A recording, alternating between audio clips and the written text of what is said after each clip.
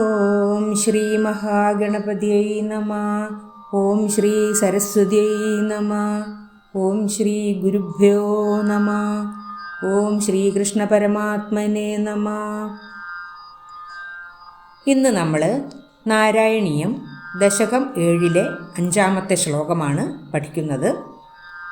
നമുക്ക് ശ്ലോകം ചൊല്ലാം.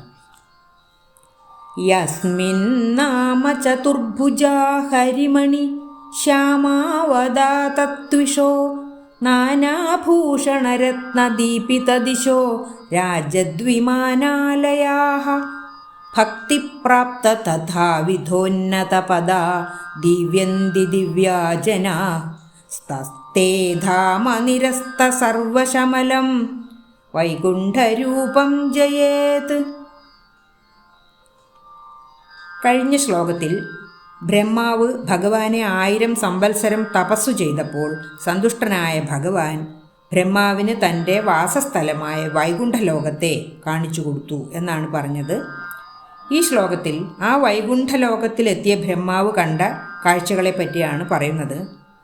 അവിടെ ഭക്തിമാർഗത്തിലൂടെ വൈകുണ്ഠലോകത്തെത്തിയ ഭക്തന്മാരായ വിഷ്ണു പാർഷദന്മാരെന്ന് വിളിക്കുന്നവരെ ബ്രഹ്മാവ് കാണുന്നു.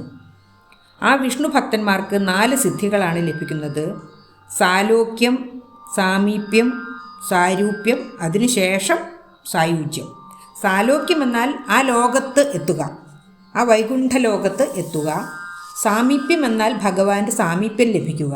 പിന്നീട് സാരൂപ്യം ലഭിക്കുന്നു, അതായത് ആ വിഷ്ണു ഭക്തന്മാരും ഭഗവാന്റെ രൂപമായിത്തീരുന്നു. അതിനുശേഷം അവരാഗ്രഹിക്കുമ്പോൾ അവർക്ക് ഭഗവാനിൽ ലയിച്ച് സായുജ്യവും ലഭിക്കുന്നു എന്നാണ് പറയുന്നത്. ഇവിടെ ഭഗവാന്റെ രൂപം ലഭിച്ച വിഷ്ണു പാർഷദന്മാരെയാണ് ബ്രഹ്മാവ് കാണുന്നത്. നമുക്ക് ഈ ശ്ലോകത്തിലെ ആദ്യത്തെ 2 വരികളുടെ അർത്ഥം നോക്കാം. യസ്മിൻ നാമ ചതുർഭുജ ഹരിമണി ശ്യാമാവതാതത്വിഷോ നാനാഭൂഷണ രത്ന ദീപിത ദിശോ രാജദ്വിമാനാലയാഃ. യസ്മിൻ നാമ, ഏതൊരിടത്താണോ അല്ലെങ്കിൽ ആരുടെ ലോകത്താണോ, ചതുർഭുജ 4 കൈകളോടും, ഹരിമണി ശ്യാമാവതാതത്വിഷോ, ഹരിമണി ഇന്ദ്രനീല രത്നം, ഹരിമണി ശ്യാമം ഇന്ദ്രനീല രത്നത്തിൻ്റെ ആ ശ്യാമ നിറത്തോട്, ആ നീല നിറത്തോടും, അവതാത അതിസുന്ദരവും നിർമ്മലവുമായ ത്വിഷോ തിഷഹ ശരീരകാന്തിയോടും, എവിടെയാണോ 4 കൈകളോടും ഇന്ദ്രനീലക്കല്ലിൻ്റെ നീലനിറത്തോടും അതിസുന്ദരവും നിർമ്മലവുമായ ശരീരകാന്തിയോടും കൂടിയവർ ഉള്ളത്, നാനാഭൂഷണ രത്ന ദീപിത ദിശോ രാജദ്വിമാനാലയാഃ. നാനാഭൂഷണ രത്ന, പലവിധത്തിലുള്ള അതിവിശിഷ്ടമായ രത്നങ്ങൾ പതിപ്പിച്ച പലവിധത്തിലുള്ള ഭൂഷണം, ആഭരണങ്ങൾ അണിഞ്ഞ്, ദീപിത ദിശോ, ദീപിതം പ്രകാശിപ്പിക്കപ്പെട്ട, ദിശോ ദിശകൾ, ദിക്കുകൾ, അതായത് ആ പ്രദേശം മുഴുവനും ഈ വിഷ്ണു പാർഷദന്മാർ അണിഞ്ഞിരിക്കുന്ന നാനാവിധത്തിലുള്ള രത്നങ്ങൾ പതിപ്പിച്ച ആഭരണങ്ങളുടെ തിളക്കം പ്രതിഫലിച്ച് അവിടെയെല്ലാം പ്രകാശിക്കുന്നു. രാജദ്വിമാനാലയാഃ, രാജത് മിന്നിത്തിളങ്ങുന്ന വിമാനാലയാഃ, വിമാനങ്ങളെ ആലയമാക്കിയിരിക്കുന്നു, വിമാനങ്ങളിൽ അവർ താമസിക്കുന്നു. ആ വിഷ്ണു പാർഷദന്മാർ മിന്നിത്തിളങ്ങുന്ന വിമാനങ്ങളിലാണ് താമസിക്കുന്നത്. അതായത് ആരുടെ ലോകത്താണോ 4 കൈകളോടും ഇന്ദ്രനീലക്കല്ലിൻ്റെ ശ്യാമവർണ്ണ നിറത്തോടും നിർമ്മലവും അതിസുന്ദരവുമായ ശരീരകാന്തിയോടു കൂടിയവരും പലവിധത്തിലുള്ള അതിവിശിഷ്ട രത്നങ്ങൾ പതിപ്പിച്ച ആഭരണങ്ങൾ അണിഞ്ഞവരും ആ ആഭരണങ്ങളുടെ തിളക്കത്താൽ ആ പ്രദേശം മുഴുവൻ, ആ 4 ദിക്കുകളും പ്രകാശിപ്പിക്കപ്പെടുന്നതും മിന്നിത്തിളങ്ങുന്ന വിമാനങ്ങളിൽ താമസിക്കുന്നവരുമായ വിഷ്ണു പാർഷദന്മാർ ഉള്ളത്, ഭക്തിപ്രാപ്ത തഥാവിധോന്നത പദ ദിവ്യന്തി ദിവ്യാജനാ സ്തത്തേ ധാമ നിരസ്ത സർവശമലം വൈകുണ്ഠരൂപം ജയേത്.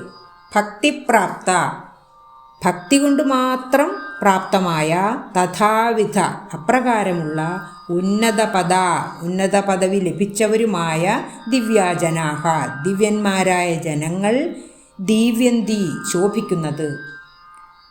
എവിടെയാണോ ഭക്തി കൊണ്ട് മാത്രം പ്രാപ്തമായ അപ്രകാരമുള്ള ഉന്നത പദവി ലഭിച്ച ദിവ്യന്മാരായവർ ശോഭിക്കുന്നത്, തത്തേ ധാമ, തത്ത് ആ തേ അങ്ങയുടെ ധാമ വാസസ്ഥലം, അങ്ങയുടെ ആ വാസസ്ഥലം, നിരസ്ത സർവശമലം, നിരസ്തം ഇല്ലാതായ അല്ലെങ്കിൽ അകന്നുപോയ, സർവശമലം സർവമാലിന്യങ്ങളും ഇല്ലാതായ വൈകുണ്ഠരൂപം, ആ വൈകുണ്ഠലോകം ജയേത് ജയിക്കട്ടെ എന്നാണ് ഈ രണ്ടാമത്തെ 2 വരികളിൽ പറയുന്നത്.